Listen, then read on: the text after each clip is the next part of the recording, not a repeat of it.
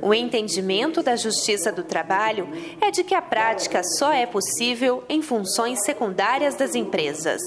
Mas desde 1998, a implantação da terceirização para atividades principais é discutida no Brasil.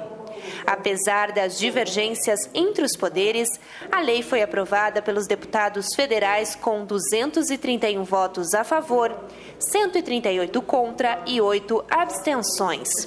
Em Passo Fundo, os vereadores estão divididos. Roberto Tozon apoia a mudança, que na visão dele pode fomentar a economia e aliviar o empresariado. Nossa família, a gente já tem bastante colaboradores na empresa.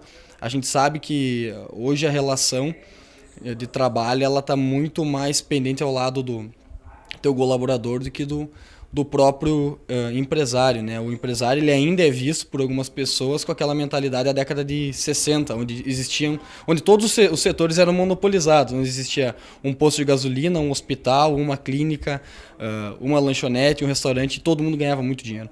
Hoje a realidade não é mais essa, o nosso mercado ele é plural, né? O profissionalismo está muito grande, a concorrência está maior ainda.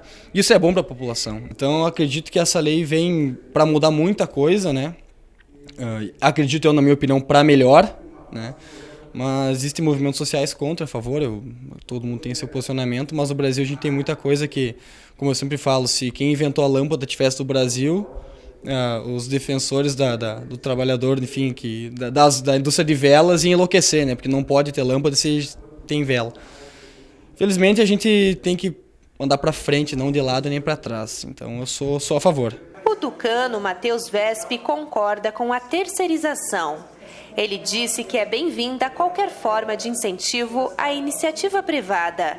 O vereador acredita que a lei também trará benefícios ao serviço público. Eu escuto muitos argumentos afirmando que, por exemplo, a terceirização acabaria com os direitos do trabalhador.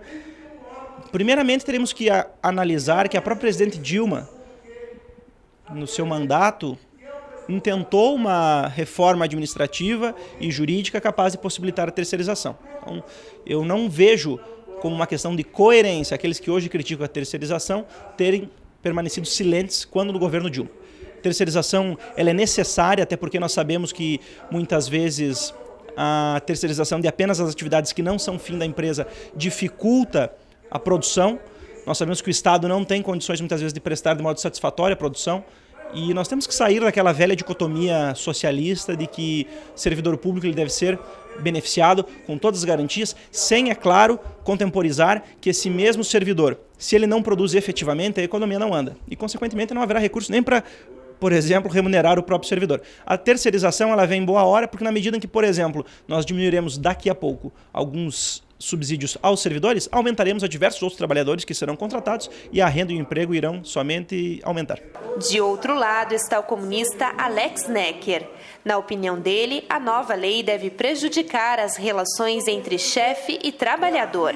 Existe hoje uma legislação, um julgamento do Superior Tribunal Federal que determinou o que é possível ser objeto de relações de empresas ou do próprio poder público com funções terceirizadas. E lá nesse julgamento se definiu que somente poderia se terceirizar atividades meios e não atividades fins. Com o novo projeto aprovado pela Câmara dos Deputados, isso cai por terra, ou seja, toda e qualquer ação, independente do poder público ou iniciativa privada, poderá ser terceirizada. Nós já constatamos atualmente, mesmo com a legislação mais dura a respeito da terceirização, nós já constatamos uma precarização na relação de trabalho entre o trabalhador e a empresa que o contrata. Não são poucas as ações na Justiça Trabalhista cobrando reparação dos empregados terceirizados, das prestadoras de serviços, em busca dos seus direitos. No nosso ponto de vista, o processo, a lei sancionada pelo presidente Temer, ele precariza ainda muito mais as relações de trabalho. Então vai ser muito difícil nessa relação entre quem contrata e quem é contratado, a garantia dos seus direitos. O vereador Saul Spinelli é contra a maneira com que a Câmara Federal aprovou a terceirização. Segundo ele, o texto elaborado trará uma perda significativa de direitos e na qualidade do emprego. É maléfica para os trabalhadores. Quando você aprova uma lei que você amplia de 3 meses para quase 1 ano o serviço temporário, ou seja, você pode fazer 3 meses, prorrogável por mais 90 dias, você fragiliza assim a relação patrão e empregado. A questão da terceirização, eu não vou dizer que sou contra, porque eu acho que é importante discutir esse tema no Brasil, mas não da forma que foi aprovado. Nós teremos, por exemplo, a contratação de professores de forma terceirizada e de tantas outras funções importantes que nós temos aí em cada empresa e também importantes para a sociedade. Então, eu acredito que a forma com que ela foi aprovada, ela não venha contribuir nem para a ampliação de emprego e muito menos para garantias dos trabalhadores. As pessoas que aprovaram esta lei e que defendem essa lei, muitas pessoas, me desculpem, nem conhecem o teor da lei, que foi aprovado pelos deputados, né? Os países que adotaram a terceirização não têm o atual modelo, não tem um modelo que foi adotado pelo Brasil.